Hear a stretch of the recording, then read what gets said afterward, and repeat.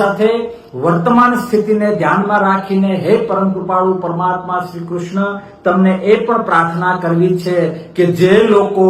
ઈમાનદારીના નાટક કરીને રાષ્ટ્રને અને રાજ્યને ગુમરાહ પોતાના સ્વાર્થ માટે કરે છે, એને હે પરમ કૃપાળુ પરમાત્મા તમારી નીતિના આધારે સાચો બોધપાઠ આપજો કે સત્ય શું છે અને અસત્ય શું છે. હે પરમ કૃપાળુ પરમાત્મા, પોતાના સ્વાર્થ માટે જે આખા સમૂહને ખોટા માર્ગે દોરે છે એવા લોકોને પણ સદબુદ્ધિ આપશો એવી પ્રાર્થના કરું છું. હે કૃષ્ણ પરમાત્મા, જે લોકો શક્તિની કિંમત નથી કરતા, જે લોકો જ્ઞાની હોવાના ભ્રમમાં રહીને આમ લોકોનું અહિત કરવા નીકળ્યા છે, એ લોકોને ધર્મ નજર સમક્ષ રાખીને હે પરમ કૃપાળુ પરમાત્મા તમે ન્યાય કરશો એ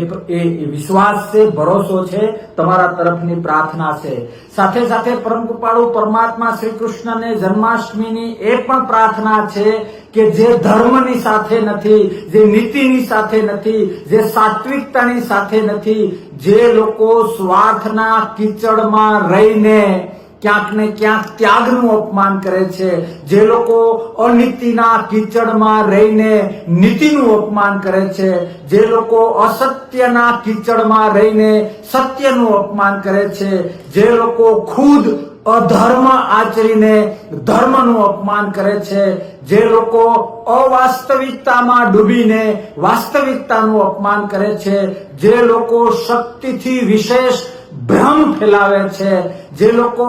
આભાસી વાતાવરણ ઉભું કરે છે, હે પરમ કૃપાળુ પરમાત્મા, હે શ્રી કૃષ્ણ તમને પ્રાર્થના કે આવા ગુજરાત અને રાજ્યને નુકસાન કરનારા લોકો, નુકસાન કરનારા સ્વભાવો, નુકસાન કરનારા વ્યક્તિઓને હે પરમ કૃપાળુ પરમાત્મા તમે તમારા જે મહાભારત વખતના સત્ય શું છે, અસત્ય શું છે અને વાસ્તવિકતા સત્ય તરફ કઈ રીતે પ્રયાણ કરે છે એ બોધપાઠ આપશો અને એ માટે ગુજરાત અને દેશનું કલ્યાણ થાય, બ્રહ્માંડનું કલ્યાણ થાય એ માટે નાનું બાળક બનીને તમારા ચરણોમાં પ્રાર્થના કરું છું. સત્ય તરફ અમારું પ્રયાણ કરાવો હે પરમ કૃપાળુ પરમાત્મા. તમારા જે અંગૂઠામાંથી નીકળ્યું છે પછી એ સત્ય હોય, એ ત્યાગ હોય, એ વાસ્તવિકતા હોય,